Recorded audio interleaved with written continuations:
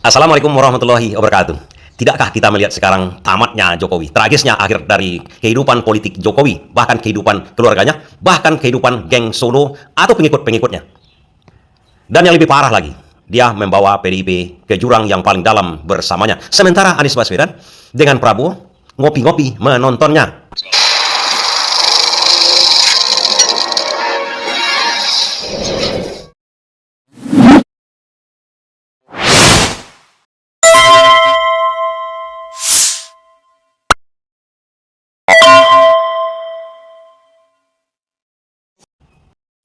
Pertama, apa yang mendasari saya mengatakan Jokowi ini sudah tamat, sudah habis sebagai pribadi, sebagai insan politik?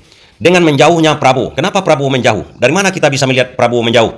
KPK yang dipimpin oleh orang yang diangkat oleh Jokowi, di mana dicermati oleh para pengamat itu adalah geng Solo juga, ketua KPK sekarang itu yang dipilih oleh Jokowi, sekarang menyelidiki korupsi di Sumatera Utara. Tangan kanan dari Bobi Nasution, menantu dari Jokowi, ditangkap. Apa artinya di situ? Artinya, Ketua KPK sudah bermain politik, sudah mengarah kepada Prabowo. Prabowo hanya melihat, kalian ini bisa nggak dipercaya? Rupanya bisa. Kasus yang diledakkan oleh KPK ini bukan main-main. Itu artinya mereka sudah mengkhianati Jokowi. Artinya Jokowi ditinggalkan sendirian sekarang ini. Kedua, dengan dianulirnya 4 pulau yang diberikan oleh Mendagri kepada Bobi Nasution. Yang di belakang itu mungkin aja sumber minyak atau pariwisata yang dikuatkan oleh Luhut, ada investor yang akan masuk di 4 pulau di Aceh. Dianulir oleh Prabowo. Sementara Mendagri sudah menetapkan kepada Bobi Nasution, langsung Prabowo mengembalikan pulau itu ke Aceh. Apa artinya? Prabowo mulai meninggalkan Jokowi. Kemudian, Bareskrim gagal atau menunda gelar perkara ulang yang akan dibackingi oleh 7 ahli untuk menguatkan keaslian ijazah Jokowi. Ditunda oleh Bareskrim. Kenapa ditunda oleh Bareskrim? Karena Prabowo sudah memperingatkan Kapolri Listio Sigit, jangan lagi menzolimi rakyat. Mau kemana arahmu? Sudah 2 kali Prabowo memperingatkan Listio Sigit. Listio Sigit, Kapolri mengatakan kepada Bareskrim, kalian bekerja betul-betul aja. Jangan membela terlalu ke gang Solonya. Jangan terlalu membela Jokowi, itu intinya. Karena diamati oleh para pengamat bahwasanya gelar perkara ulang di Bareskrim itu untuk menguatkan keaslian ijazah palsunya Jokowi. Ijazah palsunya Jokowi supaya bisa dikuatkan untuk keasliannya. Gunanya apa? Untuk membombardir Roy Suryo di Polda Metro Jaya. Dengan dasar itu nanti kemudian dinaikkan menjadi penyidikan, dinaikkan ke sidang sehingga dikatakan oleh sidang nantinya ijazah itu asli. Tapi nampaknya Bareskrim tak mau merekayasa. Yang palsu itu tetap palsu, yang asli tetap asli. Apa yang terjadi? Tentu saja tuntutan kepada Roy Suryo oleh Jokowi tidak bisa dilanjutkan lagi. Atau tertahan juga untuk sementara. Karena belum bisa dibuktikan keaslian ijazahnya Jokowi. Sementara bukti pemalsuan sangat banyak. Bukti keaslian yang betul-betul, yang bisa dibuktikan betul-betul, tak ada sama sekali. Karena apa? Karena Jokowi tak mau memperlihatkan ijazah yang ditenggarai oleh Roy Suryo palsu. Kalau memang asli, ngapain pula dia tidak mau memperlihatkan, kan? Kan sebuah kebanggaan. Itu secara garis besarnya. Karena itu, ada penelitian kedokteran, bahwa tingkat stres itu memicu penyakit-penyakit bawaan, memicu penyakit-penyakit lain, memicu virus untuk merusak badan kita. 50% penyebab dari penyakit itu adalah tingkat stres. Dan yang kita tahu sekarang ini, Jokowi dalam keadaan stres. Buktinya, penyakit yang tidak ada selama ini, sehat walafiat, Jokowi terpaksa diasingkan. Karena publik terus menyoroti tingkah lakunya dalam keadaan sakit sekarang. Dan tidak bisa disembunyikan lagi. Bisa-bisa kalau seandainya disembunyikan penyakit ini dengan alasan berlibur dan segala macam-macam, publik melihat ini sakitnya sudah parah. Dan kalau penyakit itu yang mendatangkan adalah Tuhan Yang Maha Esa, Allah Subhanahu wa Ta'ala. Dan dia juga yang akan mengangkat penyakitnya. Dan banyak juga pemimpin-pemimpin masa lalu tak sakit pun kalau Tuhan sudah berkehendak, seperti Firaun tenggelam, seperti Namrud masuk ke telinganya lalat aja tidak sakit-sakit juga meninggal. Artinya tamat. Begitu sakit, ditambah lagi stres yang terus-menerus ditinggalkan oleh Prabowo, yang dihajar terus-menerus oleh Roy Suryo dan kawan-kawannya, dan ada lagi pemaksulan Gibran, anak kesayangannya yang sekarang terancam dimaksulkan. Tentu saja stres bertambah, penyakit bertambah. Ini membuat menuju akhir dari semuanya. Sekarang kenapa saya katakan akan membawa PDIP ke dalam jurang?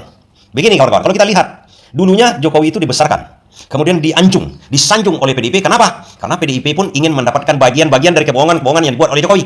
Dari rusak-rusaknya semua keadaan negara ini, PDIP ikut merusaknya. Bahkan banyak yang mengatakan bahwa gurunya Jokowi ini adalah PDIP. Karena di PDIP itu elit-elit politiknya bukan main hebat-hebatnya dalam rekayasa tertentu. Dan tak bisa dibantah bahwa PDIP sangat terkait dengan carut-marutnya yang terjadi sekarang ataupun sebelumnya. Karena yang terjadi sekarang, baik korupsi, baik rekayasa dan macam-macam itu akan terkait dengan PDIP. PDIP lah faktor yang membuat Jokowi mau dan bisa melakukan hal itu. PDIP lah gurunya. Kenapa saya katakan begitu? Nah, di saat terakhir kemarin, atau kita balik dulu ke belakang, pada waktu adanya tuntutan dari 01 dari pihak Anies Baswedan mengenai kecurangan pemilu untuk menjatuhkan Jokowi, atau pada waktu itu adalah hak angket. Masih ingat kawan-kawan dengan hak angket? Siapa yang menolak untuk diadakan hak angket pada Jokowi waktu itu menjadi presiden? Megawati. Apa artinya di situ? Megawati sama sekali tak mau menjatuhkan Jokowi pada waktu berkuasa kemarin. Setelah pemilu diadakan, setelah Prabowo menang masalah kecurangan pemilu, pada waktu itu digalanglah hak angket. Siapa yang menolak? Megawati. Apa artinya di situ? Artinya kalau Jokowi jatuh, PDIP pun habis. Dan ini fakta lagi. Begitu ada pemaksulan kepada Gibran, siapa yang keberatan nampaknya? Ketua DPR, Puan Maharani. Dengan alasan apa? Surat itu belum saya baca. Oi, gawat. Surat pemaksulan dari Purnawirawan itu belum dibacanya katanya. Kan aneh jawaban-jawaban seperti itu. Sudah begitu banyaknya di publik mengenai pemaksulan Gibran itu. Sudah sejak setengah tahun yang lalu. Masa seorang ketua DPR dari PDIP tidak mengetahui hal itu? Nonsen itu. Artinya, kalau ada narasi dari PDIP mengenai adili Jokowi segala macamnya, mereka pasti akan menolak. Mereka hanya bersandiwara. Bahkan politisi PDIP, Mahfud MD, dan lain-lainnya mengatakan tak perlu diusut ijazah Jokowi. Tak perlu diusut ijazah Jokowi. Tidak ada gunanya. Kan itu narasi yang digaungkan. Kenapa? Kalau diusut ijazah Jokowi ini, kalau memang palsu, PDIP pun akan terjerembab. Sekarang saja, ada mantan kader PDIP, Beator, yang mempermasalahkan hal itu. PDIP malahan mencaci maki Beator ini. Di mana Beator mengatakan ijazah Jokowi itu dibuat di pasar pramuka. Tapi ini tidak diakui oleh PDIP. Apa artinya bagi masyarakat yang cerdas, bagi masyarakat yang lebih luas, pendukung Anies dan pendukung Prabowo mengerti. Ini dua-duanya leteung dua-duanya ini. Makanya hal ini dibiarkan oleh Prabowo dan Anies Baswedan. Bukankah antitesa dari Jokowi dan PDIP selama ini adalah Anies Baswedan? Prabowo sebenarnya berada di tengah-tengah. Karena dia ingin menang, dia ambil Jokowi. Tapi sekarang sudah ditinggalkan oleh Prabowo. Dengan cara apa? Dengan cara memperlihatkan, dengan cara mewanti-wanti aparatnya. Jangan lagi ikut ke sana. Kan itu secara kasarnya dikatakan oleh Prabowo. Dan jelas ada dua orang yang diuntungkan. Artinya kalau antitesa dari Jokowi selama ini adalah Anies Baswedan diuntungkan dengan tamatnya Jokowi. Karena publik bisa melihat, bisa mencerna siapa yang benar selama ini. Artinya di sini, akhir dari masa dari Jokowi ini yang berperan sebenarnya Prabowo. Tapi dia menonton di belakang. Setelah dinarasikannya, dia menonton. Kemudian Anies Baswedan sama sekali tak masuk dalam bidang ini. Dia hanya jadi penonton. Mereka ngopi berdua, Prabowo dengan Anies Baswedan dalam atmosfer politik. Artinya mereka mengopi sebenarnya. Nonton. Ada pertandingan di situ. Pertandingan antara dua. PDIP dengan Jokowi sekarang lagi gumul-gumulan. Kalau yang menang akan menjadi arang. Kalau yang kalah tentu saja akan menjadi abu. Kemudian Prabowo dan Anies Baswedan mengatakan, kita tunggu kelanjutannya. Terima kasih.